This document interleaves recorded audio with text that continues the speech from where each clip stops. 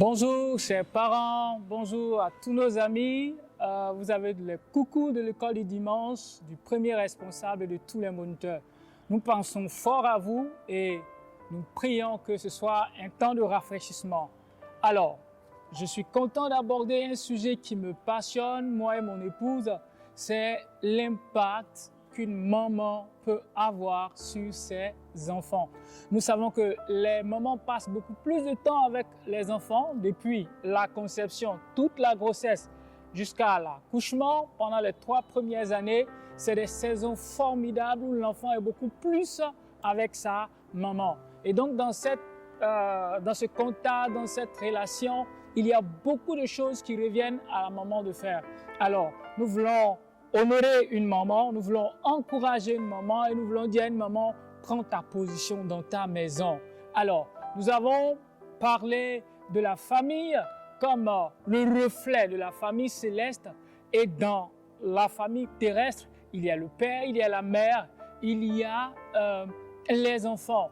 Et en termes de rôle, on voit que le rôle de la mère s'apparente, sinon elle pourrait plus s'inspirer de l'action du Saint-Esprit dans la vie de sa maison.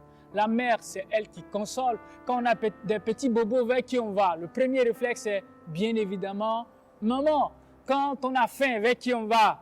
Même si papa a un cordon bleu, on va toujours vers maman. Alors, maman a une position très stratégique. L'impact du Saint-Esprit dans sa maison. Donc, la prière d'une mère apporte un boom dans la vie de son enfant et dans la vie de son foyer. Et nous voulons vous encourager ce matin. La foi se transmet.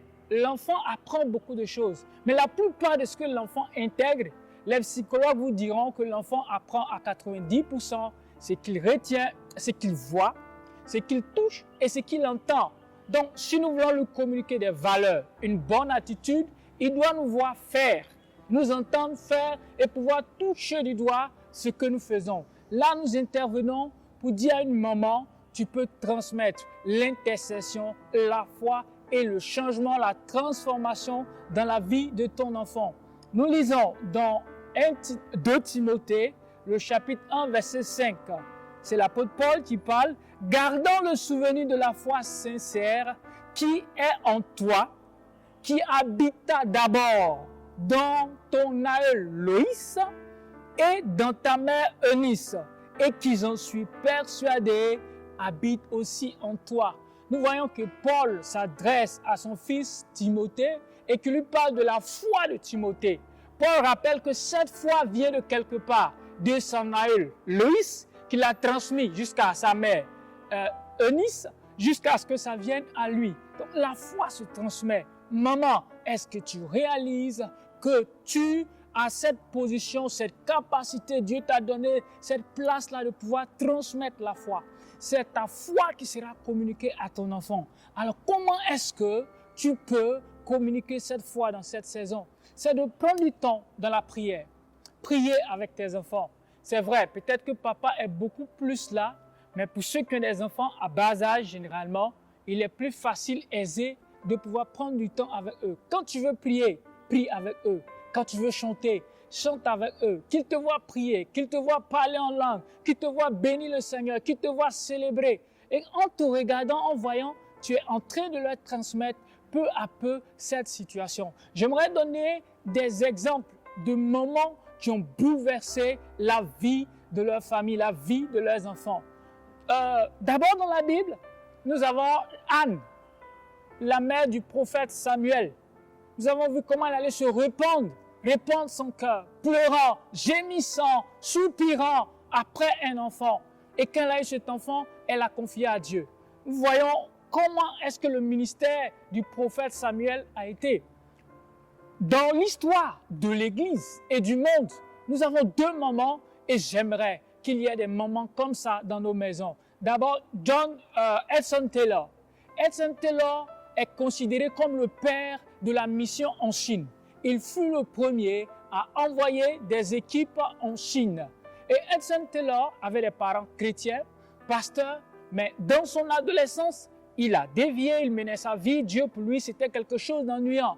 Une fois sa mère a voyagé à plus de 100-120 km elle continuait de prier. Un jour, elle a décidé de rentrer dans sa chambre et de dire, si je ne ressens pas dans mon cœur que quelque chose s'est produit dans la vie de mon fils, Hudson Taylor, qui a des centaines de kilomètres de moi, je ne sors pas. Elle s'est mise à genoux, intercédée, priée toute la journée, jusqu'à ressentir une paix. Maman, tu peux te mettre en genoux et c'est une puissance dans la vie de ton enfant.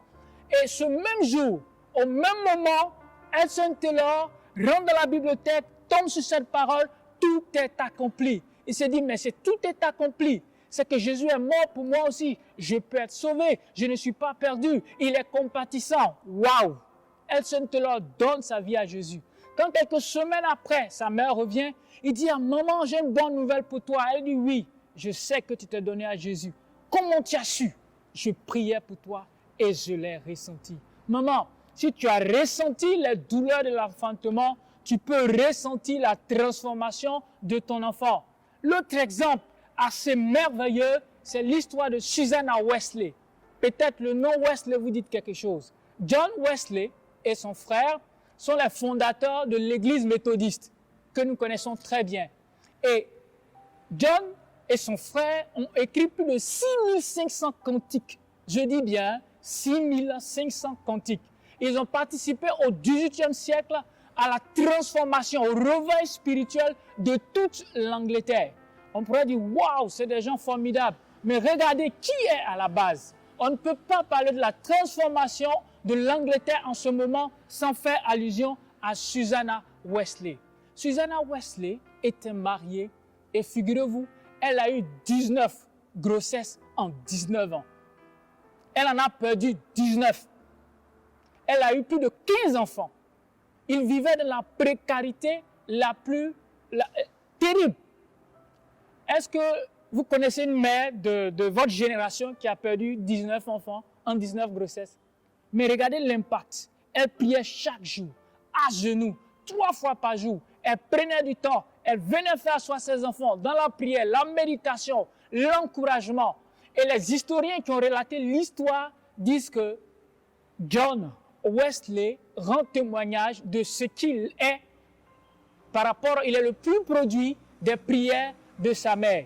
Et quand vous allez en Angleterre, vous parlez de la famille Wesley, on vous dira, waouh, il y a une mère formidable, Susanna Wesley. Vous pouvez être cette Susanna dans cette situation avec vos enfants. Maman, si tu prends position dans la prière pour ton enfant, des changements peuvent se faire dans ce temps. Voilà une maman qui a compris cela et se dit, si mon enfant fait une bêtise une fois, je vais prier 2 fois. S'il fait 3 fois, je vais prier 6 fois. Et si c'est grave, je prends un temps de jeûne et prière. Elle a compensé les défis de ses enfants par la prière. Et waouh, elle avait une fille qui a fait une fugue, qui est rentrée toute seule à la maison. Je prie que dans cette saison, une prière d'une maman ramène son fils, sa fille, ses enfants égarés à la maison. Et ça, maman, c'est ta position, c'est la capacité que le Saint-Esprit t'a donnée. Lève-toi, mets-toi à genoux et invoque le nom de Dieu sur la vie de ta maison. Après cette crise, on ne reconnaîtra plus ton foyer, plus tes enfants, plus ta maison, parce que Jésus-Christ est passé par là. Je bénis les Susanna de vos maisons, je bénis les mamans de Hudson Taylor de vos maisons. Et maman, mettons-nous à genoux et après cette crise, venez me voir. Il y a des témoignages à rendre. Soyez bénis et encouragés, que le Seigneur vous fortifie pour cette belle œuvre que vous faites dans votre maison. Que Dieu vous bénisse.